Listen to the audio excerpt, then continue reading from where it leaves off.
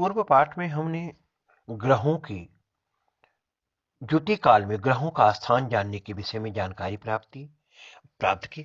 उससे यह ज्ञात होता है कि उस समय यह ग्रह कदम्ब प्रोत वृत्त पर कहाँ है, परंतु अस्पष्ट ज्योति काल उस समय को कहते हैं जिस समय दोनों ग्रह समप्रोत वृत्त पर होते हैं, अर्थात उस वृत्त पर होते हैं जो दोनों ग्रहों से होता हुआ क्षितिज के उत्तर बिंदु पर जाता है। इससे स्पष्ट ज्योतिकाल जानने के लिए पहले दी हुई रीति से ग्रहों के जो भोग्यांश प्राप्त होते हैं उसमें दोनों संस्कार किए जाते हैं, जिसका नाम आक्ष दृक् कर्म और आयन दृक् कर्म है। यह संस्कार आक्ष बलन और आयन बलन के सदृश है। भास्कराचार्य ने तो ब्रह्मगुप्त के अनुसार आक्ष बलन और आयन बलन से ही आक्ष दृक् कर्म और आयन दृक् कर्म निकालने की रीति भी बतलाई है, जो आजकल अधिक प्रचलित है। परंतु सूर्य सिद्धांत में इस कार्य के लिए अन्य रीति प्रस्तुत की गई है। सूर्य सिद्धांत की रीति को समझने के लिए मैथमेटिक की आवश्यकता पड़ेगी। मुख्यतः षष्ठम श्लोक में जहां पर ज्योति काल का वर्णन किया गया है वहां बताया गया है कि ज्योति काल के ग्रहों के भोग्यांश जानने की जो रीति है उसके अनुसार ग्रहों का जो भोग्यांश आता है वह क्रांत वृत्त की भोग्यांश के क्रांत वृत्त पर प्राप्त भोग्यांश के समान होता है। परंतु इस समय इन ग्रहों के समप्रोत वृत्त क्रांति प्रोत वृत्त पर जहां काटते हैं, इसलिए उपयुक्त ज्योति काल में इन ग्रहों के संप्रोत वृत्तों का अंतर क्रांति वृत्त पर के अंतर के समान होगा। सिद्धांतानुसार जिस समय यह अंतर शून्य के समान हो उस समय को ज्योति काल, और यदि दो ग्रहों की ज्योति अर्थात ऐसा कह सकते हैं कि दो ग्रहों की ज्योति उस समय होगी जिस समय दोनों ग्रह एक ही संप्रोत वृत्त पर होंगे। परंतु इससे को जानने की जो प्रक्रिया है इसके पूर्व श्लोक में उसके बारे में बताया जा चुका है। यहां पर आक्ष दृक् कर्म और आयन दृक् कर्म की जानकारी प्राप्त करने के लिए हमें गणितीय प्रक्रिया का सहारा लेना पड़ेगा।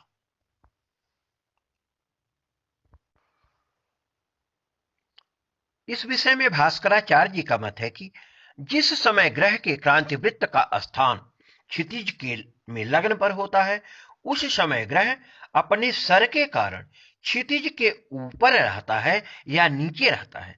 जिस समय ग्रह क्षितिज के ऊपर रहता है उस समय वह अपने क्रांति वृत्त के स्थान से पहले ही उदय हो जाता है, और जिस समय ग्रह नीचे रहता है उस समय वह पीछे उदय होता है। कितना पहले उदय होगा या कितना बाद में उदय होगा इसकी जानकारी हमें दृक् कर्म से प्राप्त होती है। दृक् कर्म के दो खंड होते हैं। एक खंड ग्रह के आयन बलन पर आश्रित है और दूसरा आक्ष बलन पर आश्रित होता है। जो आयन बलन पर आश्रित होता है उसको आयन दृक् कर्म कहते हैं, और जो आक्ष बलन पर आश्रित होता है उसको आक्ष दृक् कर्म के नाम से जाना जाता है। अब हम आपको ग्रहों के बिंबमान के विषय में जानकारी प्रदान करने जा रहे हैं। बिंबमान के विषय में जानकारी प्राप्त करने के लिए सूर्य सिद्धांत में जो श्लोक प्रस्तुत किया गया है, कुजार किजा मरे ज्ञानम त्रिंशत् सार्धार्धवर्धिता विस्कंभश्चंद्र कक्षायाम भृगुषष्टिरुदाहृता चित्रतु कर्णयोगाप्तास्ते द्विघ्नास्तिज्यया हृता अस्फुटा स्वर्णास्तिथ्याप्ता भयूरमान लिप्तिका। यहां पर शास्त्रकार ने कुज अर्की मरीचा नाम अर्थात मंगल, शनि, बुध और गुरु तथा शुक्र के बिंबों के व्यास चंद्र कक्षा के अनुसार जो बताए हैं उनकी संख्या 30, 37.5, 45, 52.5 और 60 योजन की होती है। किसी ग्रह के बिंब का स्पष्ट व्यास जानने के लिए उस ग्रह के ऊपर लिखे हुए व्यास के दुगुने को त्रिज्या अर्थात 34-38 से गुणा करके गुणनफल को त्रिज्या और उस ग्रह के चतुर्थ शीघ्र कर्म के योग से भाग देने से जो लब्धि हमें प्राप्त होती है वही बिंब का स्पष्ट व्यास होता है। यदि इसको 15 से भाग दे दिया जाए तो कलाओं में बिंब का परिणाम मालूम हो जाता है।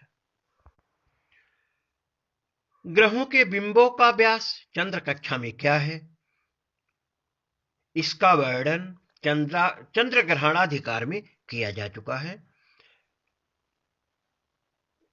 अपनी कक्षा में ग्रह के बिंब का व्यास क्या है, परंतु यह ज्योति के संबंध में यदि हमें इसको जानना हो तो यहां पर इतना जाना जा सकता है कि ज्योति काल में ग्रह बिंब का कलात्मक मान क्या होता है, परंतु यदि किसी पिंड का कोणात्मक या कलात्मक मान उसकी दूरी पर अवलंबित होता है।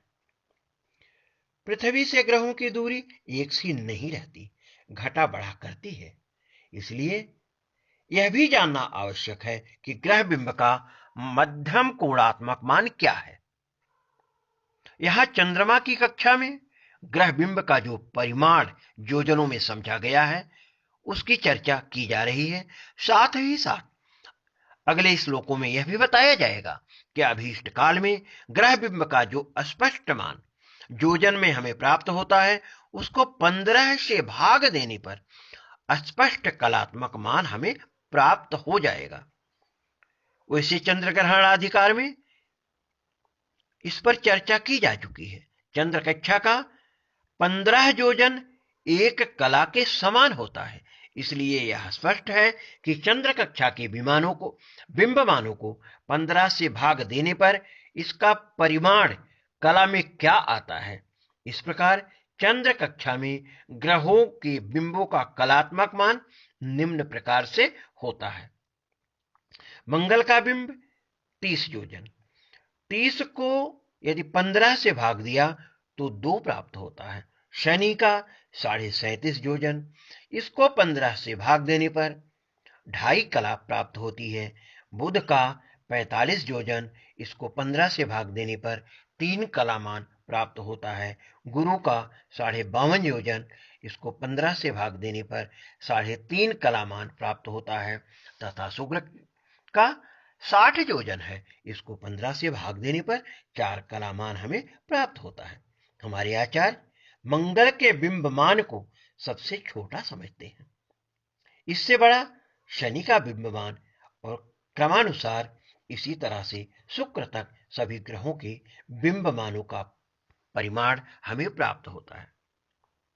यदि सब ग्रह दृष्टा से उतनी ही दूर हो जितना सूर्य पृथ्वी से है तो बुध के बिंब का व्यास सबसे छोटा निकलेगा, मंगल का इससे बड़ा आएगा, इसके बाद शुक्र, शनि और गुरु के बिंबों का व्यास का मान हमें प्राप्त होगा। इस प्रकार से हम यह कह सकते हैं हमारे आचार्यों ने स्थूल यंत्रों के द्वारा बिंबों के जो परिमाण निकाले वे अत्यंत अशुद्ध थे। कारण क्या था कि उनकी बीच की दूरी का अंतर तथा उसमें सूक्ष्मता का अभाव। इसके लिए एक सूत्र हम आपके सामने प्रस्तुत करते हैं। स्पष्ट बिंब का मान जानने के लिए स्पष्ट बिंब बराबर मध्यम बिंब गुणे 2 गुणे त्रिज्या बटे त्रिज्या प्लस चतुर्थ शीघ्र कर्ण, अथवा स्पष्ट बिंब बराबर मध्यम बिंब गुणे त्रिज्या बटे त्रिज्या प्लस चतुर्थ शीघ्र कर्ण बटे 2। इसको त्रैराशिक रूप से यदि लिखा जाए तो त्रिज्या प्लस चतुर्थ शीघ्र कर्ण अनुपाति त्रिज्या समानुपाति मध्य बिंब अनुपाति स्पष्ट बिंब, त्रिज्या तथा चतुर्थ शीघ्र कर्ण को 2 से भाग देना होता है। यहाँ एक बात मैं आपके सामने स्पष्ट करना चाहता हूं।